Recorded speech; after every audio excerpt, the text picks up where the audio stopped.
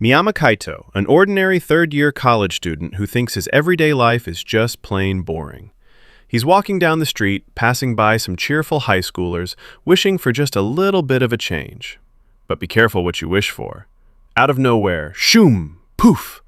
A massive magic circle erupts beneath them, and in a flash of light, they are transported. Kaito and the high schoolers suddenly find themselves in a grand, sparkling palace. A beautiful woman introduces herself as Duchess Lilia Albert of the Symphonia Kingdom, but she immediately drops a bombshell. She apologizes profusely because Kaito and two of the high school girls, Aoi and Hina, were summoned completely by mistake.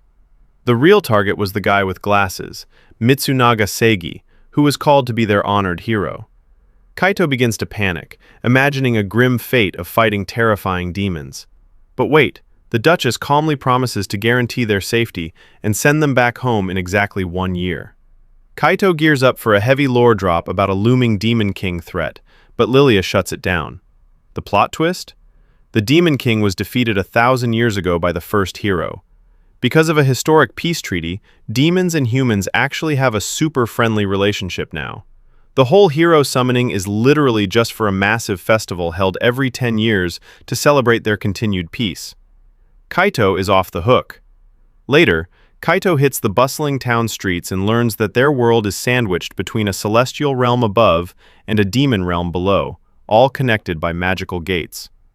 While exploring with Lilia's half-demon maid, Luna Maria, Kaito gets separated in the massive crowd. Just as he's starting to panic about being lost in a fantasy world, a cute little fledgling bird flutters down. It leads him straight to a quirky, energetic demon girl named Kuromu Aina, or Kuro for short.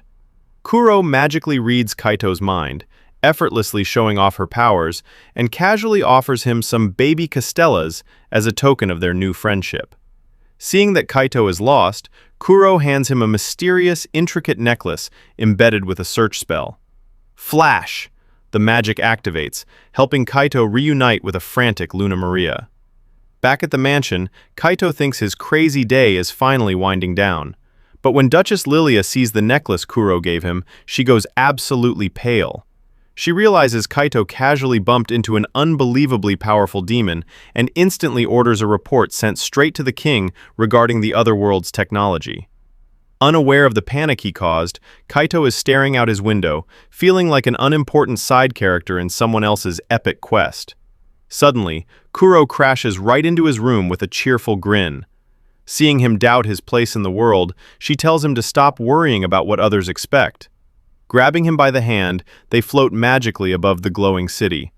Kuro tells him to reach for his own dreams, delivering the ultimate message: you are the hero of your own story. When a 12-year-old Kaito lost his parents in a tragic car accident, he came to a grim conclusion.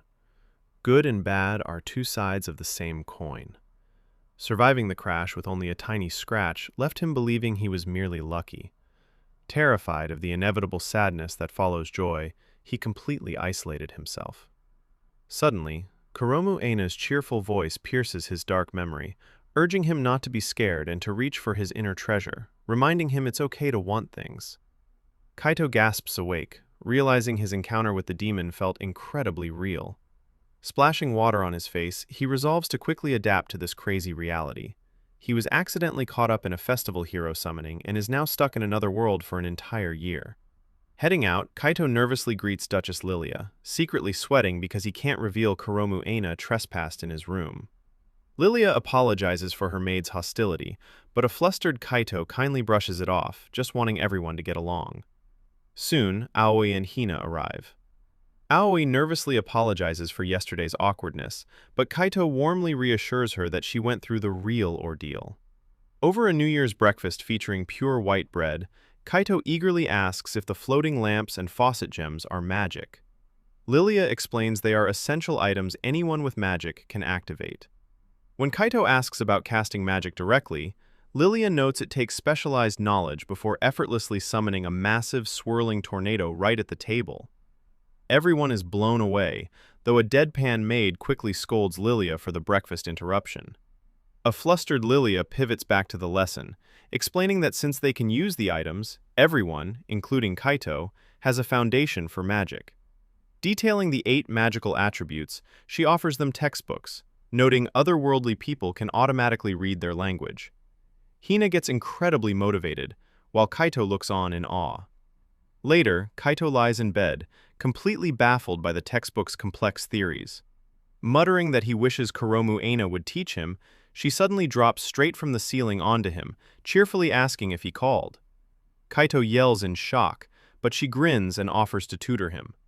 Reminded not to waste his desires, he accepts, and she proudly declares her magical expertise. Meanwhile, in the demon realm, an armored figure named Lord Noin asks about Lady Kuromu Aina's whereabouts. A subordinate reveals she skipped a royal soiree to spend time with her new favorite, the otherworldly Kaito.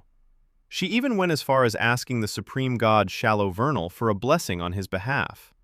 Back in the room, Kuromu Aina envelops Kaito in a warm, water-like aura to teach him the basics of feeling magic.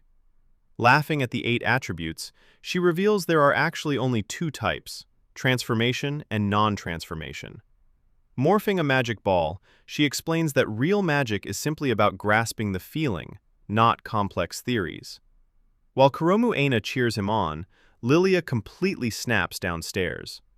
Her overprotective brother, the king, sent party invitations for everyone except Kaito.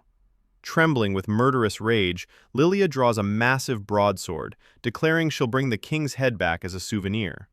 The maids frantically intervene, recounting her terrifying past as the White Rose Valkyrie, who fought like a literal demon, until a sweating Lilia finally calms down. Overhearing the chaos, Kuromu Aina urges Kaito to skip the formal party. Instead, she enthusiastically invites him to a stress-free riverside barbecue with her friends, to which he happily agrees. The next day, Kaito is shocked when a ridiculously ornate unicorn carriage arrives to pick him up.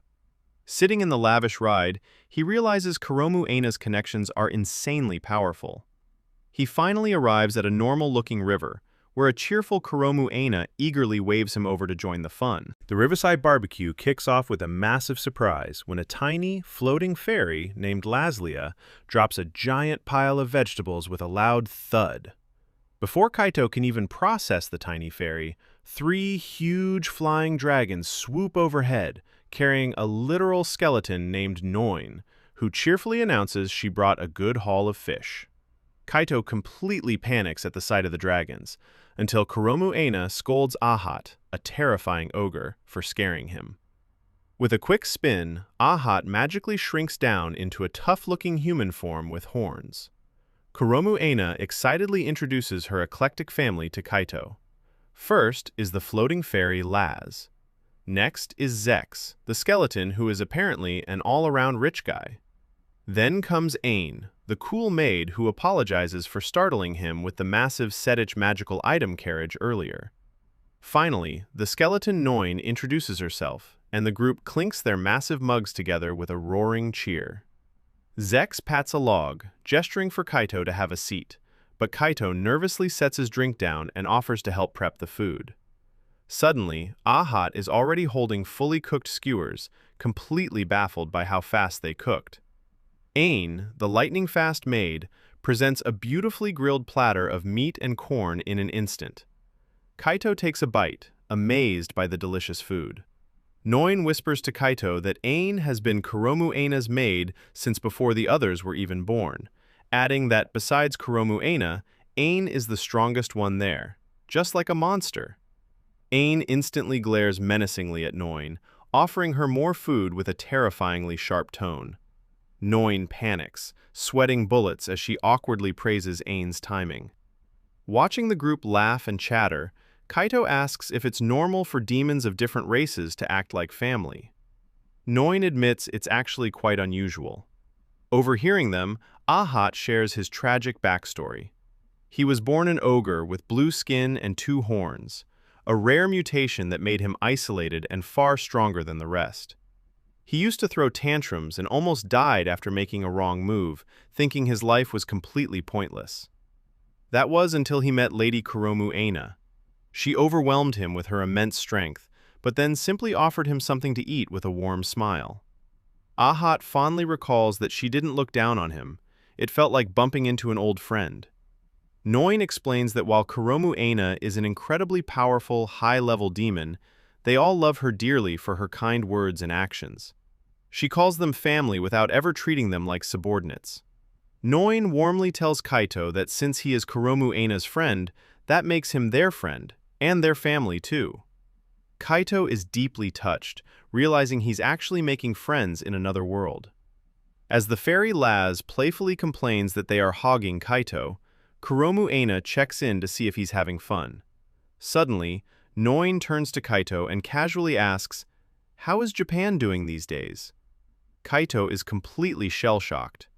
Noin smiles and reveals she is a former Otherworlder who was summoned in the past. Noin explains that she refused to return to her old world and was reincarnated as a demon with Kuromu Aina's help. Realizing Kuromu Aina chose Kaito, Noin deduces they must be exactly the same. Looking wistfully at the sky, Noin confesses she found her precious thing in this world, her heart's desire. She believes Kaito can find his precious thing here too, warning him of tough times ahead, but urging him to enjoy the journey. Evening falls, and Kuromu Aina brings Kaito to see a beautiful, glowing light tree that illuminates the dark forest. Sitting beside her, Kaito softly thanks Kuromu Aina for doing so much for him since he arrived. Kuromu Aina laughs cheerfully, then suddenly pulls Kaito down for a surprise lap pillow. Kaito is incredibly flustered and embarrassed by the sudden intimacy, but Kuromu Aina gently asks if he managed to relax at the barbecue. Kaito admits it's been a long time since he enjoyed himself without worrying. Knowing he must be exhausted and tense in an unfamiliar world, Kuromu Aina tells him to rest easy and strokes his hair. As Kaito closes his eyes under her gentle touch, he realizes she's been thinking of him all along. He reflects on how, ever since his parents died, he was scared of attachments and avoided having fun. She saw his indecision and his fear of taking that first step, but told him to find what's precious to him. Looking up with a soft, determined expression, Kaito thinks to himself that he truly wants to find his precious thing in this new world. As the morning sun rises over the river, Kaito reflects on his deep desire to find his precious thing in this new world. The barbecue is wrapping up, and Kuromu Aina, wearing her hair up, excitedly presents Kaito with a special souvenir. Kaito is stunned when she hands him a handy little gadget called a magic box. Kuromu Aina explains it's a portable storage container that can hold anything non-living just by registering as the owner and touching the magic circle. Zex chimes in, noting he built it from leftover materials because Kuromu Aina's original design would have been way too huge to carry. Kuromu Aina explains the incredibly simple mechanics. Kaito just has to hold the box and think about the item to store or retrieve it. Ain adds the best part. It prevents items from ever deteriorating. Amazed by the convenience, Kaito warmly thanks them for the wonderful gift. But that's not all. Kuromu Aina presents the main gift, revealing a massive barrel overflowing with rice. Kaito loses his mind with joy, dramatically proclaiming that as a Japanese expat, he's completely useless without rice. Laslia proudly shares that she grew the crops herself, while Ain's master chef skills brought out the perfect flavor specifically for Noin. Suddenly, the towering ogre Ahat stares Kaito down, asking if he knows how to make tofu. Despite Ain threatening Ahat with a knife for bothering their guest, Kaito eagerly explains the nigari tofu making process, absolutely thrilled at the prospect of more Japanese food. As the group says their goodbyes, Noin promises to visit the Duchess's mansion soon so Kaito can meet her partner. Waving from the carriage, Kuromu Aina promises to hang out again tomorrow. Remembering Noin's words about them being the same, Kaito softly asks Kuromu Aina why she chose him. She smiles gently, replying that it is because he is just like her, and one day he will grow his wings and take off into the sky. Unsure how to process that, Kaito simply wishes her a good night. Back at the mansion, Kaito regroups with Lilia, Aoi, and Hina, asking how their formal dinner party went. But before they can answer, he pulls out his souvenirs: fresh rice and onigiri. Aoi and Hina completely freak out with joy, with Aoi excitedly declaring Kaito a reliable upperclassman and repeatedly calling him Miyama-senpai. Hearing her last name, Kaito suddenly realizes Aoi's older brother was his incredibly strict high school class president. Remembering how he constantly slept in class, Kaito asks Aoi to pass along his apologies when they return home in a year. Shifting the topic, Kaito asks about the palace party, prompting Hina to furiously rant about the hero, Seigi. She mimics his arrogant laugh, complaining that the fame went straight to his head, while Aoi sighs that he looked down on everyone and was a total pain. Kaito assumes Aoi and Seigi are dating, since they are childhood friends, but Aoi blushes and frantically waves her hands, vehemently denying it. Suddenly shifting gears, Aoi intensely interrogates Kaito with hardcore MMO questions about tanking and hunting earth dragons. Kaito answers perfectly, completely shocked to learn Aoi has been a hardcore gamer since elementary school, leaving Hina pouting about being ignored again. Meanwhile, far away, the supreme god Shallow Vernal quietly reads a fluttering note from Kuromu Aina, asking for a blessing for a boy named Miyama Kaito. 5 days after arriving in this other world, Kaito, Lilia, Aoi, and Hina ride a rattling carriage toward the main temple. Lilia explains that since people from other worlds get sick easily, they are heading to receive a protective health blessing from a priest. Arriving at the temple, they are stunned by the massive, crowded mob of people. Lilia's maid discovers the reason through the priest. A rumor claims that the goddess of time is visiting today. Lilia explains the 4 ranks of celestial gods: lower gods, higher gods, supreme gods, and the creation god at the absolute top, noting that the goddess of time is a supreme god. Because of the rumor, only aristocrats seeking direct blessings are packed inside. Kaito is given a change of clothes in a waiting room, feeling lonely and embarrassed as the only guy changing into the simple outfit, while men and women are separated.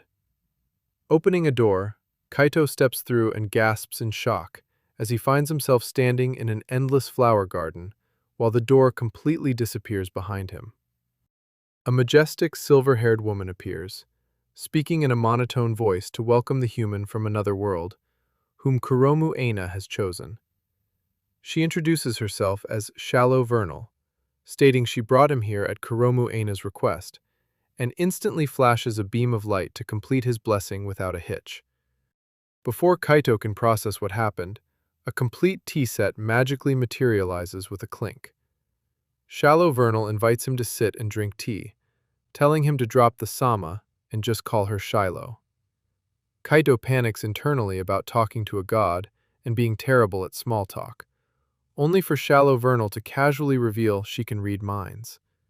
Shallow Vernal offers him tea cakes, revealing a plate of baby castellas. Kaito takes a bite and realizes they are wasabi-flavored, learning that Kuromu Aina dumped them on her because they tasted awful. Desperate to change the subject, Kaito asks about her blessing, but she awkwardly suggests discussing Chapter 2 of the Jet Black book collection, accidentally unearthing his dark junior high school memories. Shallow Vernal admits this is her first time giving a blessing, and asks if all humans yearn for power, offering to grant him anything out of reach for normal mortals, like formidable power, tremendous intelligence, prestige, or inexhaustible wealth. Her tempting offer makes Kaito's heart race with the chance to finally become special and escape his past struggles. However, Kaito looks her in the eye and firmly refuses, stating he doesn't want invincible power or wealth because he wants to reach for his own happiness with his own 2 hands. Deeply intrigued by his resolve, Shallow Vernal cancels the lesser blessing and invokes her own divine authority, chanting a grand incantation that commands the sea, earth, stars, and sky to embrace him. Shallow Vernal personally bestows her supreme blessing, writing Miyama Kaito's name into the very fabric of the world. As their tea party concludes, Kaito accepts her invitation to meet again, and cheekily asks her to bring sweets that she actually finds delicious next time. Shallow Vernal watches him vanish with a subtle smile, finally understanding why Kuromu Aina is drawn to the unique, brilliant sparkle of his soul. Stepping out of the crowded temple, Kaito reunites with Lilia, Aoi, and Hina. When Hina spots the jar he's holding, Kaito casually mentions it's just some tea a goddess gave him, leaving the girls completely floored. Lilia stares in shock, explaining that sharing tea with a celestial being is incredibly rare and proves the celestial realm implicitly trusts him. Their awe is quickly interrupted by Earl Dukas, a smug, overweight nobleman who completely ignores Kaito to sickeningly leer at Aoi and Hina. He makes incredibly creepy comments about seeing them in their pure white blessing robes. When he finally notices Kaito, Dukas sneers that he looks so plain he mistook him for a coach driver. Disgusted, Lilia sharply cuts the conversation short, dragging the group away from the infamous creep.